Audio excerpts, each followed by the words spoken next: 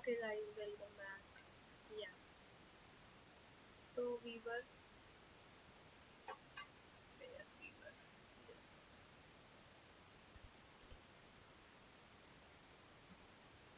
was telling you about the regional parties. Let me tell through the map. यहाँ पे भी हो ही जाएगा ये, ठीक है? You have to write it down in your own words after that. So for example मैंने बोला कि regional parties हैं. अब since regional party को सारे लोगों को किसी को भी मेजोरिटी नहीं आई, तो ये यूपी में जनता यूपी में है मुलायम सिंह जी समाजवादी पार्टी, उसके बाद अखिलेश मायावती ममता मोदी ये सब मिल करके एक फ्रंट बनाए और इन्होंने फाइनली रूल करना शुरू करा जिसको हम बोलते हैं कोलिजन गवर्नमेंट या गठबंधन की सरकार। अब सूनर और लेटर इनमें लड़ाई होगी पावर को लेके, क्योंकि जो पार्टी सारी पार्टी सेटिस्फाइड नहीं होंगी, कुछ फेवरेट पोर्टफोलियो होते हैं मंत्रियों के जो चाहिए होते हैं सबको, तो उसमें लड़ाई हो जाएगी क्योंकि मंत्री बनते हैं कम और यहाँ पार्टी हो गई है ज्यादा। सब बोलेंगे हमें नहीं बनाया हमें नहीं बनाया, और बहुत ज्यादा डर है कोलिजन गवर्नमेंट के गिरने का। तो बोलो इससे फिर मैम ये रीजनल पार्टी कैसे पावरफुल हो रही है? रीजनल पार्टी इसीलिए पावरफुल हो रही क्योंकि वो धमकी दे पाती है कि अगर हमें मंत्री नहीं बनाया तो हम अपना सपोर्ट खींच लेंगे और तुम्हारी सरकार गिर जाएगी। समझ गए?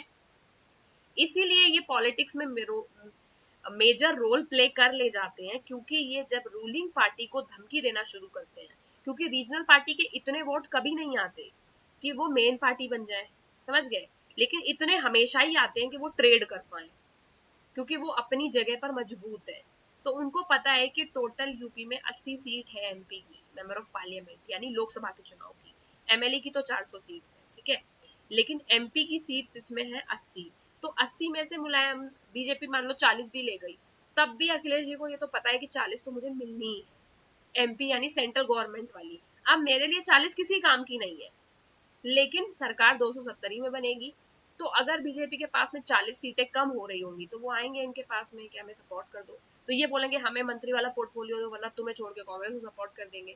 तो ये सब चीजों के चक्कर में, समझ रहे हो क्या कह रही हूँ, रीजनल पार्टी पॉलिटिक्स को बहुत ज्यादा कॉम्प्लेक्स कर देती है, क्योंकि वो हॉर्स ट्रेडिंग करने लग जाती है और इनका बहुत ज्यादा बोलबाला होता है अपने रीजन में, तो इनकी चलती भी है। और यही रीजन है कि कोलिजन की गवर्नमेंट कभी भी स्टेबल नहीं रहती और थोड़े टाइम के बाद में सरकार गिर जाती है। अटल बिहारी वाजपेयी प्रधानमंत्री जो थे हमारे पुराने, उनकी सरकार केवल एक वोट से गिर गई थी, क्योंकि उनकी पार्टी में एक वोट कम हो गया था। तो मेजोरिटी तो चाहिए, अगर एक भी वोट कम हो गया तो तुम्हारी गवर्नमेंट गिर जाएगी, ठीक है। उसी चीज का फायदा रीजनल पार्टीज बहुत उठाती है, समझ गए कि रीजनल पार्टीज रीजन में पावरफुल है, नेशनल लेवल पे इनकी पहुंच नहीं है, बट पॉलिटिक्स में इनका इन्फ्लुएंस है because they are strongly situated in a region, ठीक है, and favored by a particular community also आप कह सकते हैं। when it comes to Lok Sabha elections, at times they are involved in the trading and other activities to put pressure on the ruling government to share important portfolios also. So we see that these parties are changing the political scenario in India, they are impacting it a lot, ठीक है, समझ गए? ये पूरा answer है इन वे state government के ऊपर। अब अगर तुम स्टेट पार्टीज के ऊपर, अब अगर तुम चाहो तो इसमें देख सकते हो कि कहाँ कहाँ पर कौन कौन सी पार्टी है। दो चार पार्टियों के नाम तुमने सुने ही होंगे, तमिलनाडु में AIDMK है, DMK है, ठीक है, ये दो पार्टी फेमस है। यूपी में भी पता ही है ना, ये कहाँ गए, हम NTSC पर्सपेक्टिव से हमें याद करना चाहिए ये सारे पार्टीज। बहुत कम आती है, लेकिन हाँ मेन तो पता होनी चाहिए। सबसे ज्यादा तो यूपी की पता होनी चाहिए और बिहार की पता होनी चाहिए, क्योंकि एनटीएससी में स्टेट वाइज पेपर अलग होता है ना, तो यूपी की लोकल पार्टीज भी पता है तो भी चल जाएगा, ठीक है। तो यूपी में पता है राष्ट्रीय लोक दल है, समाजवादी पार्टी है ना, ऐसे बिहार में जनता दल है, राष्ट्रीय जनता दल है।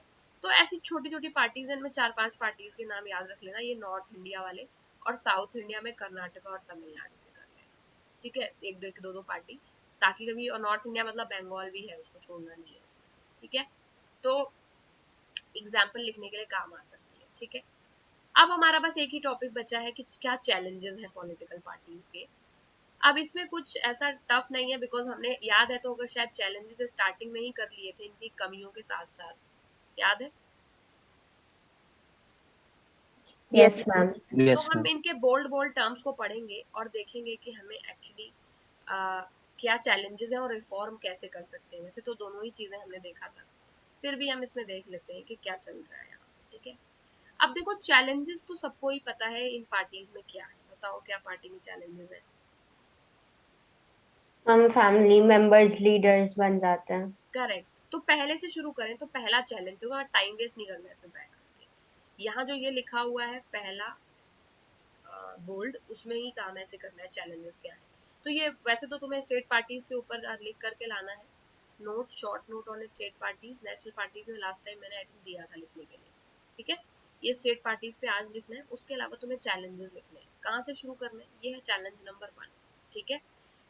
फर्स्ट चैलेंज है it's a lack of internal democracy. तुम चाहो तो साथ साथ भी लिख सकते हो एक एक लाइन का ये।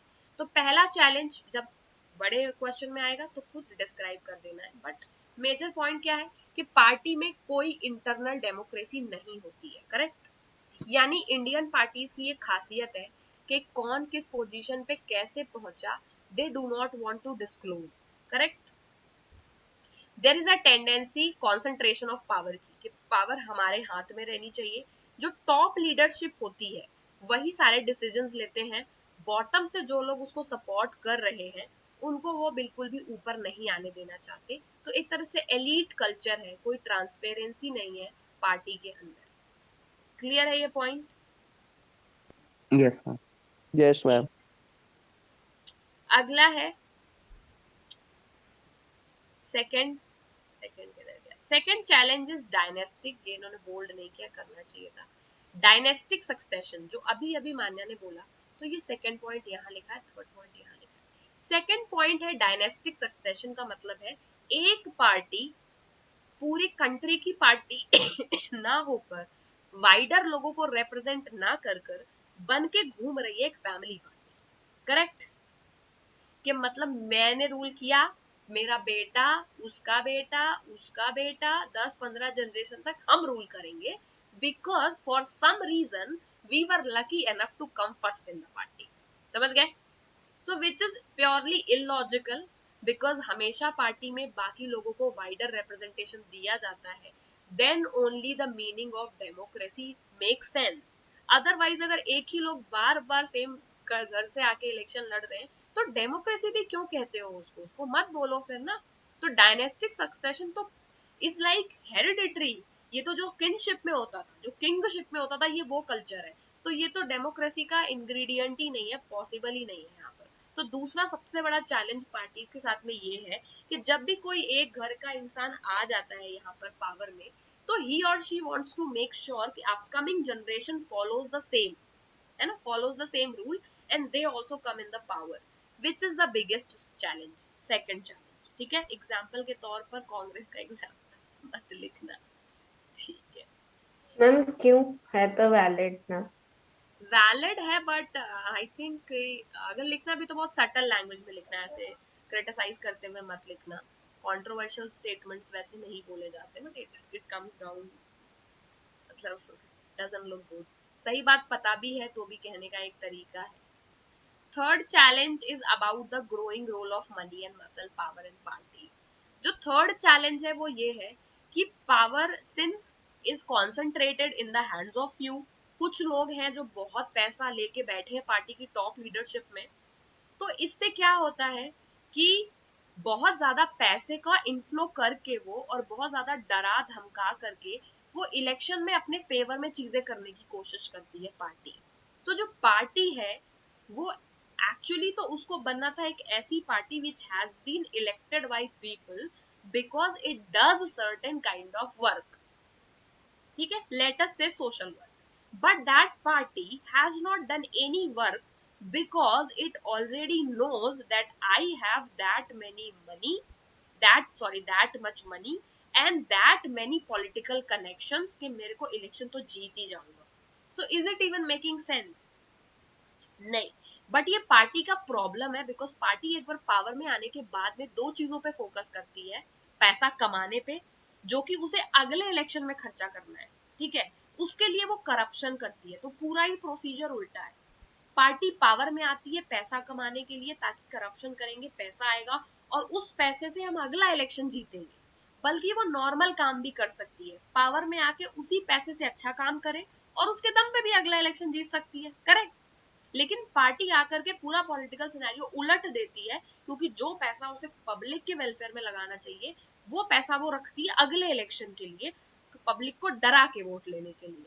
बल्कि सीधा तरीका है वो पैसा अभी से खर्चा कर दो पब्लिक के ऊपर, और अच्छा काम करोगे तो पब्लिक अपने आप वोट देगी। लेकिन मैंने बोला ना, फियर, मैंने लास्ट क्लास में बताया था कि fear is always about the unknown and uncertain events. Party को हमेशा डर रहता है कि अच्छा काम करने के बाद में भी ना वोट दिया तो इसीलिए पार्टी काम ही नहीं करती। पार्टी जेब में पैसे रखे रहती है कि जब काम नहीं आएगा तब कम से कम दाम तो काम आएगा ही, समझ गए? तो सिंपल साइकोलॉजी से इसको समझो तो सारी चीजें याद रहेंगी। तो पार्टी का जो थर्ड प्रॉब्लम है मैम वो अगर है, ऐसा हम भी सोचने लगे कि पढ़ के क्या पता मार्क्स में तो फिर हम भी नहीं पढ़ते। तो यही तुम लोग ये करते भी हो, ऐसा सिर्फ सोचते नहीं, कुछ लोग सोचते हैं कि मैं इतना पढ़ता हूँ मेरे नंबर नहीं आते तो पढ़ के फायदा ही क्या है। तो ये एक नेगेटिव थिंकिंग है।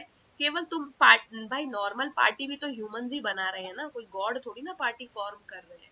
तो जैसा अपने आप को समझते हो वैसी दुनिया को समझो, सब ह्यूमंस हैं यहाँ पर, समझ गए? मैम स्वयं प्रधानमंत्री भी ह्यूमन है। हाँ, मैम ये तो बिल्कुल कंपटीशन की तरह हो गया जो कॉलेजेस में होता हर है। जगह कंपटीशन है बेटा। Rat race to power.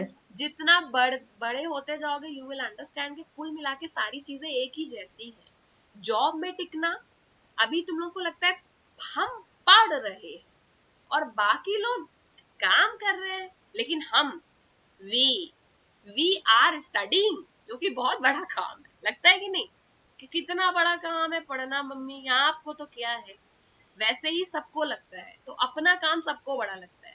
लेकिन जैसे जैसे बड़े होते जाओगे यू विल रियलाइज कि घर में, स्कूल में पढ़ने में, कंपनी में जॉब करने में, इलेक्शन लड़ने में, दुकान चलाने में, ऑटो चलाने में और दुनिया भर के कोई भी काम करने में, जब तक कि तुम सो नहीं रहे हो, ऑलमोस्ट बराबर मेहनत है। कोई भी काम बिना एफर्ट और लर्निंग के नहीं है। मोदी जी को 2-2 घंटे बैठ के अपनी स्पीच याद करनी पड़ती है बोलने के लिए, जो तुम लोगों को इतनी आफत आती है एक चैप्टर याद करके टेस्ट देने में। He is also doing the same thing, but उसको तुम लोग कभी रिकॉग्नाइज नहीं करो, वो तो प्रधानमंत्री है, कितना मजा है उनको। He learned English after he became प्रधानमंत्री, he had to, because learning कभी छूटती नहीं है, सबको करना पड़ता है और हर एज में करना पड़ता है। कल को बिजनेस भी चलाओगे, 50 आइडिया गूगल करके खुद ही पढ़ रहे होगे आके फाड़ फाड़ करके, तब नहीं सोचोगे कि इतना बुक पढ़ लेता तो आज ये पढ़ने की जरूरत नहीं थी। पढ़ना तो पड़ेगा, कब शुरू करोगे ये सोच लो। एनीवे, तो third challenge is about growing role of money and muscle power.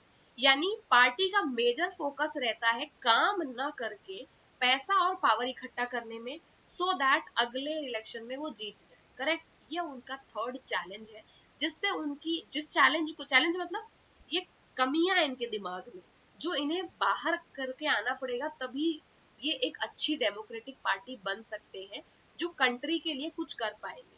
Fourth challenge है कि ये कभी भी कोई मीनिंगफुल चॉइस नहीं देते, अजीब अजीब अतरंगी लोगों को ये खड़ा करते हैं इलेक्शन में, जिनके ऊपर 5 केस चल रहे हैं, 10 केस चल रहे हैं, जो पढ़े लिखे नहीं है। ऐसे लोगों को बना देंगे होम मिनिस्टर जिन्हें कोई पता ही नहीं है मैनेजमेंट का, ऐसे लोगों को बना देंगे फाइनेंस मिनिस्टर जिनके पास डिग्री ही नहीं है, सुने कभी?